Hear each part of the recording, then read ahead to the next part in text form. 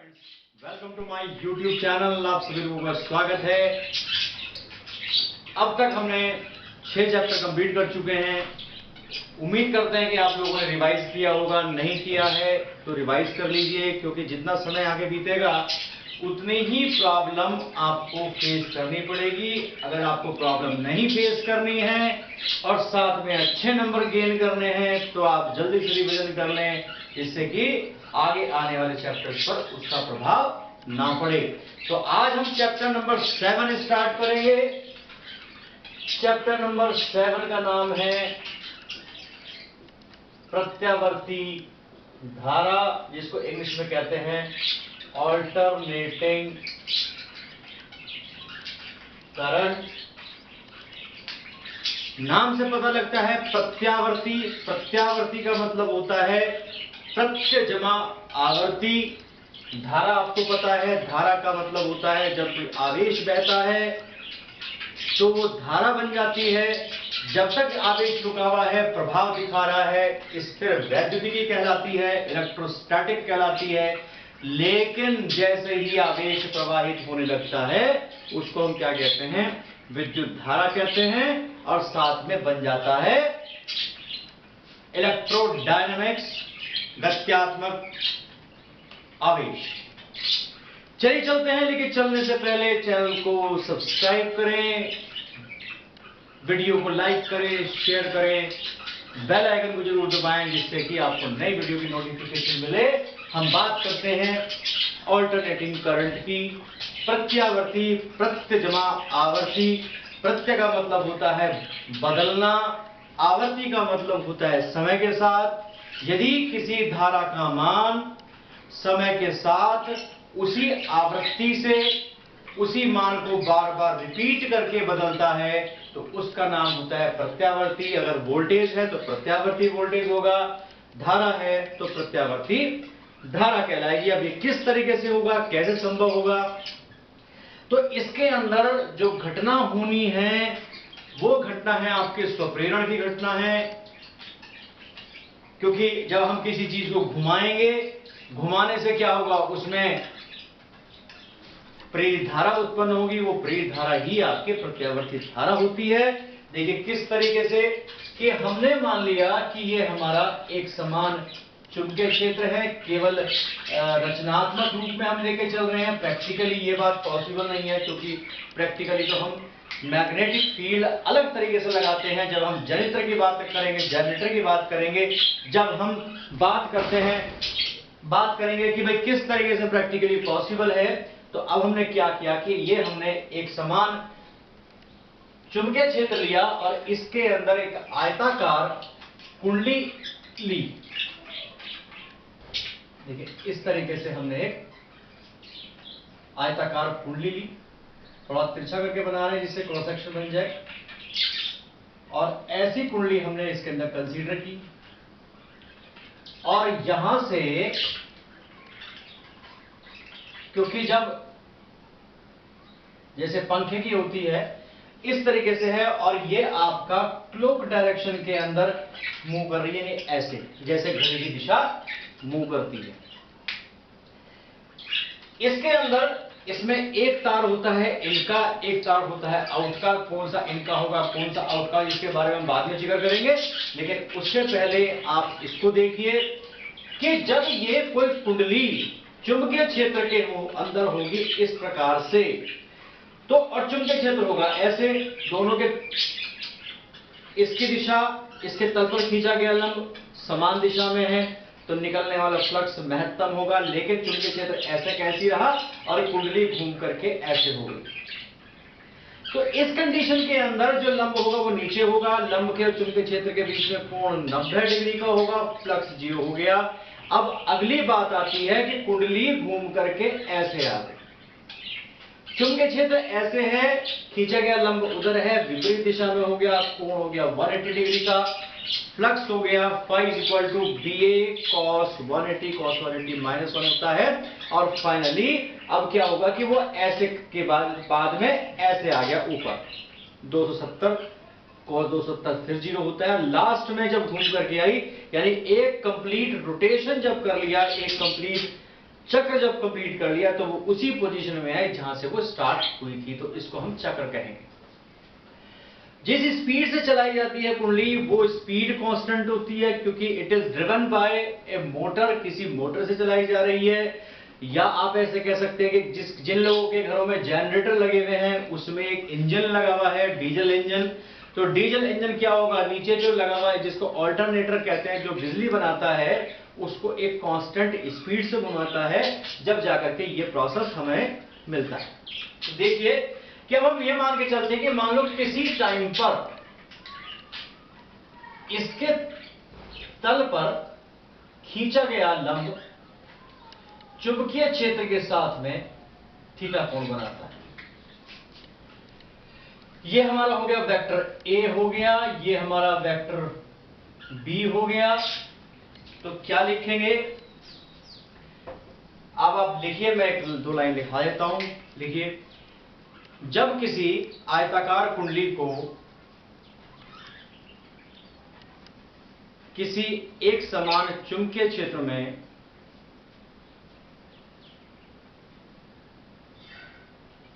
दक्षिणावर्त दिशा में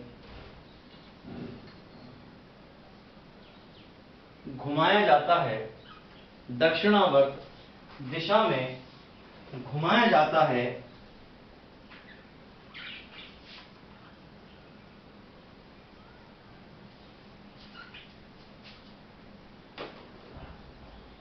तो कुंडली के तल से गुजरने वाली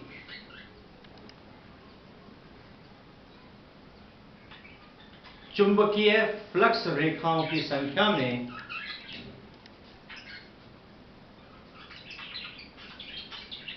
लगातार परिवर्तन होता है,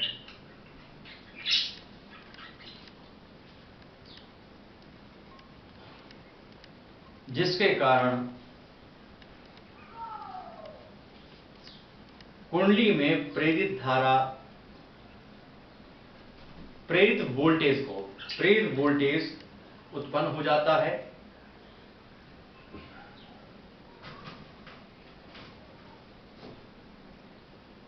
परिणाम, यदि कुंडली किसी बाह्य परिपथ से जुड़ी है तो प्रेरित धारा उत्पन्न होती है। परिणाम,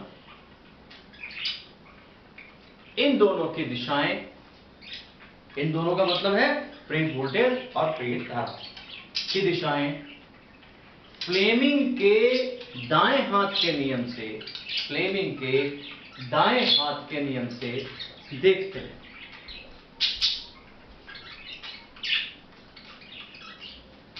और नेक्स्ट लाइन में आइए, लिखिए, यदि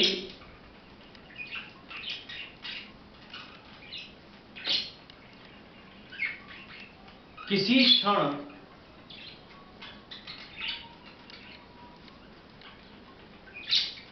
कुंडली के तल पर खींचा गया लंब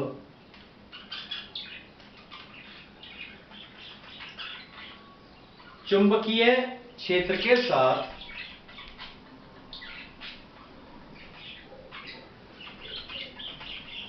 थीटा कोण बनाता है,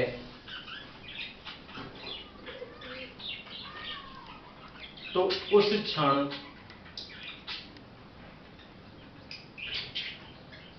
कुंडली से गुजरने वाला चुंबकीय फ्लक्स निम्न सूत्र द्वारा ज्ञात होगा। क्या होगा, phi is equal to b a cos theta. इसको हम लिख के चलते हैं, नोट करते रहिए साथ साथ में।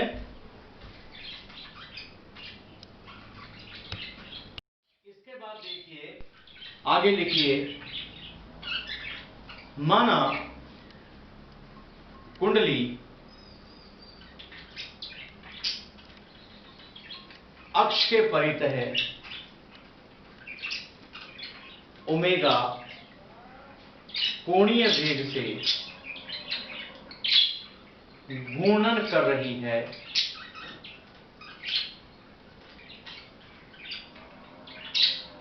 तो देखिए ओमेगा बराबर होता है थीटा अपॉन टी, यानी कोणीय विस्थापन बटे समय एम्प्लाइज करके क्या लिखेंगे, थीटा बराबर ओमेगा टी, अतः करके लिख लीजिए फाई बराबर B a cos omega T. पहली इक्वेशन हमने इसे मान ली। तो अब हमें एक बात पता लग गया कि फाई यानी कि चुंबकीय फ्लक्स किस किस पर डिपेंड करता है, डी पर डिपेंड करता है, ए पर डिपेंड करता है, ओमेगा पर डिपेंड करता है, टी पर डिपेंड करता है। पहली चीज आप इसमें हमेशा ध्यान रखिए, जो कुंडली ली गई है उसकी आकृति यानी ए फिक्स है, जो चुंबकीय क्षेत्र जिस चुंबक का इस्तेमाल कर रहे हैं वो चुंबकीय क्षेत्र निश्चित मान का होगा। दूसरा, जिस डिवाइस से जिस यंत्र से उसको घुमाया जा रहा है वो उसकी जो स्पीड है, कोणीय वेग है वो फिक्स होगा। तो बदलने वाला क्या बचा, तो टी बचा। तो फाई जो है वो टी के ऊपर डिपेंड होने वाला एक फलन है। अब हम जो बात कर रहे हैं चुंबकीय कुंडली चुंबकीय क्षेत्र के अंदर लगातार रोटेशन कर रही है, लगातार गति कर रही है, तो क्या होगा उसमें चुंबकीय प्रेरित वोल्टेज उत्पन्न होगा। लेकिन कैसे होगा इसको देखते हैं। समीकरण 1 का अवकलन करने पर d phi by d t is equal to b a d upon d t cos omega t. और देखिए मैं आपको सूत्र बता देता हूं, इसके अंदर सूत्र का क्या इस्तेमाल होगा, D upon D X cos A X का इस्तेमाल होगा माइनस का ए साइन ए एक्स। जो मैथ्स वाले हैं वो जानते हैं, लेकिन बायोलॉजी वालों के लिए थोड़ा सा मुश्किल होगा, इसलिए मैं आपको सूत्र सीधा बता के चलता हूं। तो अब क्या होगा इसके अंदर, तो d phi by d t is equal to क्या होगा, बी ए तो ऐसा कैसे रहा, इसमें पहले माइनस आ गया, यहाँ ए बाहर आया था, यहाँ ओमेगा बाहर आ जाएगा, कॉस का क्या हुआ था, साइन हो गया था, तो साइन ओमेगा टी हो गया, तो minus b a omega sine omega t, this is d phi by d. अब यदि कुंडली में कैपिटल एन फेरे हो तो हम क्या करते हैं, दोनों तरफ एन से गुणा करें, n d phi by d t is equal to minus n b a omega sine omega t. Second equation हमने इसको कंसीडर कर ली। फैराडे के विद्युत चुंबकीय प्रेरण के नियम से क्या कहते हैं, फैराडे के विद्युत चुंबकीय प्रेरण के नियम से क्या आएगा, अब इसे नोट करते रहिए साथ साथ करके।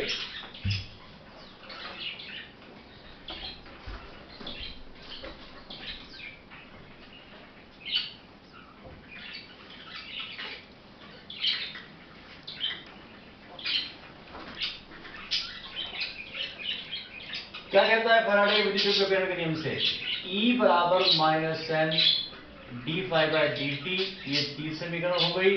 तो सेकंड व तीन की तुलना कर लो तो क्या E बराबर आपका आएगा N b a omega sine omega T.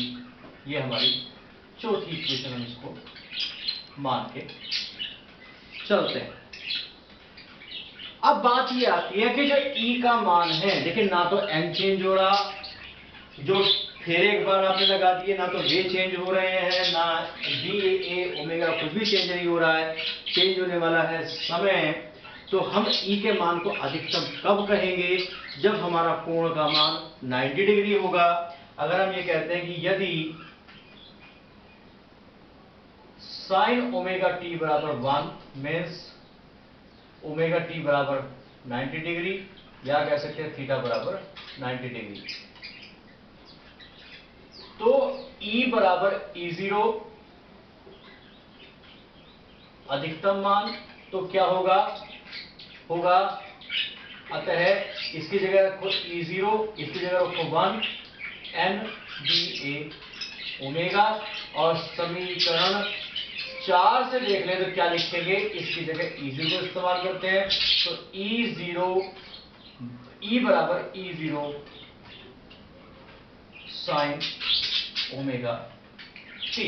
तो ये हमारी एक समीकरण आ गई, इसकी प्रत्यावर्त प्रेरित विद्युत वाहक बल की समीकरण हमारी आ गई है, इसको नोट करें।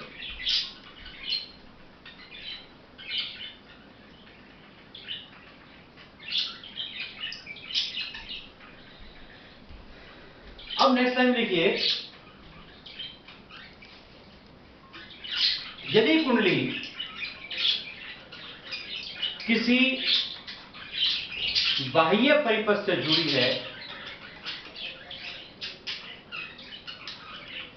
जिसका प्रतिरोध कैपिटल R है तथा सिरों का वोल्टेज कैपिटल V है, तो बिल्कुल इसी के फॉर्म में लिखेंगे V बराबर V0, तो प्रत्यावर्ती वोल्टेज V बराबर V0 sign omega T, V बराबर V0 साइन ओमेगा टी।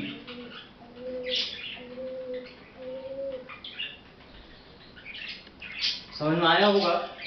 चलिए पहले हम इसी की बात करते हैं, आगे की बात हम बाद में प्रोसेस में लेके चलेंगे। पहले हम देखते हैं कि इसको प्रत्यावर्ती वोल्टेज क्यों कहा, इसके बारे में जानकारी करते हैं। कैसे जानकारी करेंगे भाई, हम इसका एक ग्राफ बना लेते हैं। कैसे, देखो V बराबर V0 साइन ओमेगा टी है, V0 साइन, इसको क्या लिखते हैं 2 pi by capital T into small T, omega बराबर होता है 2 पाई न्यू के या 2 पाई अपॉन कैपिटल टी के। तो हमें जो स्मॉल टी का मान देना है वो आपको कैपिटल टी के रूप में देना होगा। कैसे, यहां एक टेबल बनाते हैं, टेबल में क्या क्या लेके चलना है, यहाँ टी लेके चलना है या वी लेके चलना है। सबसे पहली वैल्यू हम लेके चले 0। जब हमने t के स्थान पर 0 रखा, अंदर का सारा फैक्टर 0 हो गया, साइन 0 0 होता है, ये 0 कर दिया। इसके बाद दूसरा फैक्टर दिया हमने t/4। ऐसा क्यों करा, t/4 देने का कारण है, देखो 2 pi by T into t/4, इस t की जगह रखेंगे, t से t कट गया, 2 पाई बाई 2, पाई बाई 2 का मतलब होता है 90 डिग्री, 90 साइन 90 यानी 1 बचा VC। इसके बाद आता है t/2। देखो यहां 0 हो गया या 90 हो गया, फिर 180 हो गया, 180 पे रिपीट होकर के उसी पोजीशन में होती है लेकिन विपरीत दिशा में, इसलिए वैल्यू हो गई 0। इसके बाद आता है 3t/4, 270 साइन 270 होता है माइनस का 1, तो हो गई माइनस की V0, और फिर यहां आ गया t यानी 4t/4 वैल्यू 0। तो इस तरीके से हमने इसके अंदर अपना ग्राफ की वैल्यूज इवैल्यूएट की हैं।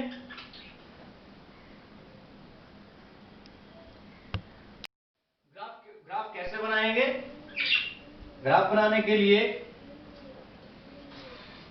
यहां हमने लिया V ऊपर नीचे, देखो अधिकतम मान है V0 यहां ले लिया, लोअर मान है माइनस का V0 यहां ले लिया। पहला 0, इसको 1 2 3 4 हिस्सों बांटो, यहां हो गया t/4, t/2, 3t/4 और t। देखो 5 वैल्यूज हो गई, 1 2 3 4 5, 1 2 3 4 5। सबसे पहले देखिए 0 पे 0, 0 पे 0, t/4 पे V0 यहां हो गया, उसके बाद फिर यहां हो गया, उसके बाद फिर यहां हो गया, देन यहां हो गया, और इसको हमें फ्री हैंड मिलाना है इस तरीके से कि भाई इसके अंदर वक्र आ जाए, कुछ इस तरीके से हमें इस वैल्यूज को मिलाना है।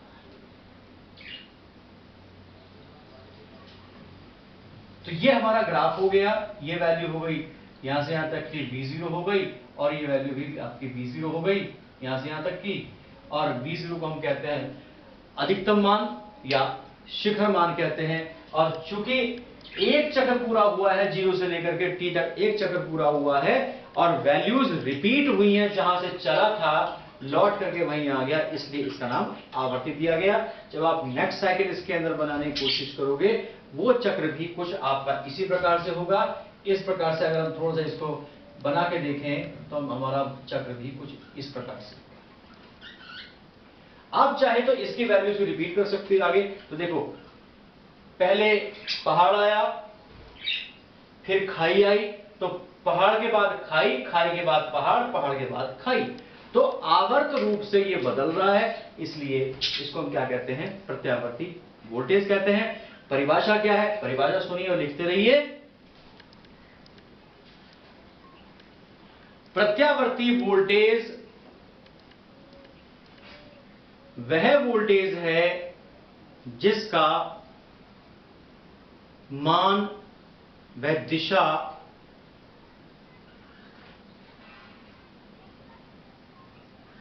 आवर्त रूप से बदलती है